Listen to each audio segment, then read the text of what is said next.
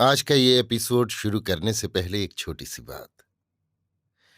क्या आप भी अपना पॉडकास्ट बनाने की सोच रहे हैं? तो एंकर ट्राई कीजिए। ये पॉडकास्ट बनाने का सबसे आसान तरीका है। नंबर एक, ये फ्री है। नंबर दो, इसमें कई सारे ऐसे टूल्स हैं जो आपको अपने फोन और कंप्यूटर पर रिकॉर्ड और एडिट करने की फैसिलिटी देते हैं। नंबर तीन, आप अपने पॉडकास्ट को डिस्ट्रीब्यूट भी कर सकते हैं, जिससे इसे स्पॉटिफाई और दूसरे प्लेटफॉर्म पर सुना जा सके।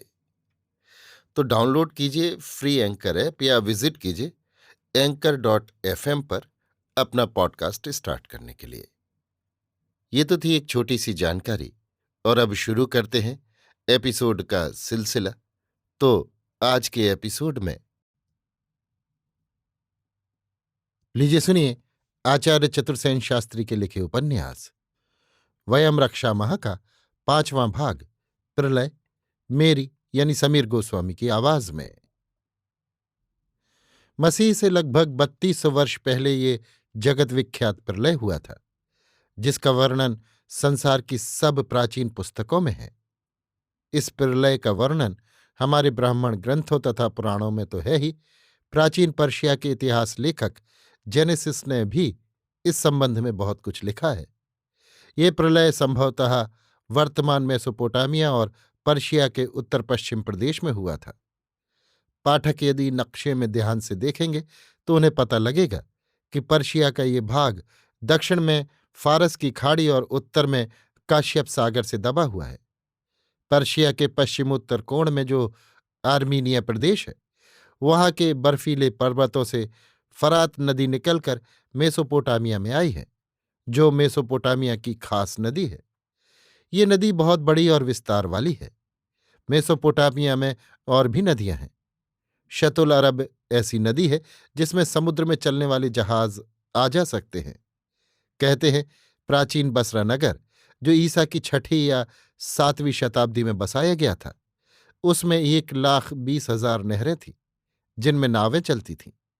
इससे हम समझ सकते हैं कि ये नदियां समुद्र के समान ही गहरी और बड़ी थीं।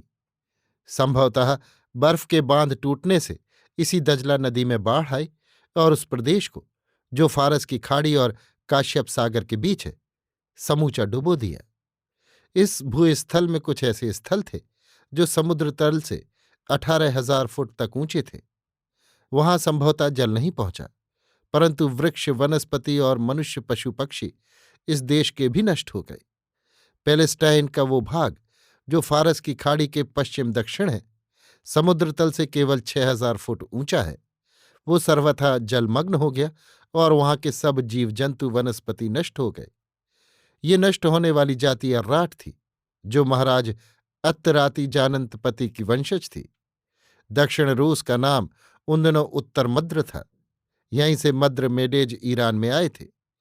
उनके वंशधर महारथी शल्य मद्रपति महाभारत संग्राम में सम्मिलित हुए थे। इस प्रलय में सारा ईरान जलमग्न हो गया और वो मृत्युलोक बन गया। उस प्रलय का कारण वहां के किसी ज्वालामुखी का विस्फोट था। ज्वालामुखी के विस्फोट से बर्फ की चट्टानें टूट गईं और दजला नदी का उद्गम, काश्यप सागर और फारस की खाड़ी, इन सब ने मिलकर ईरान को जलमग्न कर दिया। काश्यप सागर प्रदेश का एक स्थान बाकू है, जहां अब भी पृथ्वी से अग्नि निकलती है। इस अग्नि दृश्य को देखने सिकंदर भी गया था। ये अग्नि दृश्य संभवतः उसी ज्वालामुखी के विस्फोट का अवशेष है। शतपथ ब्राह्मण में तथा मत्स्य पुराण में इस प्रलय की जो घटना वर्णित है, उसमें लिखा है कि मनु के हाथ एक मछली मत्स्य लगी, जिसने उसकी रक्षा की। इस मत्स्य का भी इतिहास सुनिए। ये मनु संभवतः मनु अभिमन्यु या उसके वंशधर थे। बाइबिल में तथा अवस्था में इसे नूह का नाम दिया गया है। बेबीलोनियन दंत कथा के अनुसार प्रलय से पूर्व वेबीलोनिया में मत्स्य जाति के लोगों का ही राज्य था। ये प्राचीन जाति चिरकाल से उस देश पर शासन करती थी। ये जाति प्रसिद्ध नाविक थी। प्रलय के समय मन्यु ने इसी जाति के किसी नेता की सहायता से अपने परिवार की प्राण रक्षा की होगी। मन्यु ने सुषा नगरी बसाई और उसे अपनी राजधानी बनाया था। पुराणों तथा प्राचीन पर्शिया के इतिहासों में इस पुरी के वैभव का बड़ा भारी वर्णन है। ये प्रसिद्ध नगरी बेरखा नदी के तट पर थी, जो उस काल में सभ्यता का केंद्र थी। संभवतः सुशातक प्रलय का जल नहीं पहुंचा, फिर भी नगरी प्रलय के बाद उजड़ गई। बहुत लोग मर गए, शेष उसे छोड़कर चले गए। इस उजड़ी हुई नगरी पर धूल के स्तर जमते चले गए। कालांतर में ये स्तर 5 फुट मोटा हो गया।